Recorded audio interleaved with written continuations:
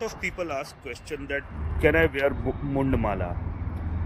For wearing mundmala, you must know a few facts that earlier sages used to wear these mundmala. मुंडमाला इसलिए पहनी जाती थी कि जो लोग फियर्स फॉर्म ऑफ डेटीज को वर्शिप करते हैं वो मुंडमाला धारण किया करते थे। तो अगर आप फियर्स फॉर्म ऑफ डेटी को अगर वर्शिप कर रहे हो, फॉर एग्जांपल काली, भैरवा और दूसरे किसी फियर्स फॉर्म ऑफ डेटी को आप वर्शिप कर रहे हो तो आप मुंडमाला धारण कर सकते हो। मुंडमाला धारण करने की दूसरी रिक्वायरमेंट है आपको शांभवी मुद्रा लगाना आनी चाहिए। शांभवी मुद्रा में आपका सारा ध्यान यहाँ केंद्रित होता है। शांभवी मुद्रा कुछ इस तरीके से लगाई जाती है, मैं थोड़ी सी लगा कर दिखाता हूँ। आपका सारा ध्यान आपके आज्ञा चक्र पर केंद्रित है और जब आप मंत्र का जाप करते हो तो वो मंत्र का जाप आपको बड़ा थंडर के साथ करना है और कोशिश करके उसे अपने मन ही मन में करना है।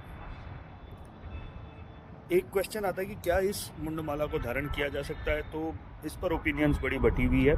मुंडमाला होती कैसी कैसी है? मुंडमाला स्टोन की मुंडमाला भी होती है, बोन्स की मुंडमाला भी होती है और जो बहुत पहले कुछ सेजेस जो हैं इक्के दुक्के रहे होंगे जिन्होंने स्नेक के स्कल की मुंडमाला भी यूज़ करी है।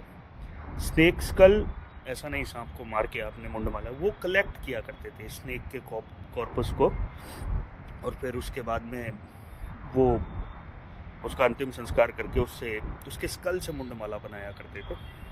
So this is about mundamala. You can use them for your jap, you can use them for wearing also, but knowing the fact that you are worshipping a fierce form of deity.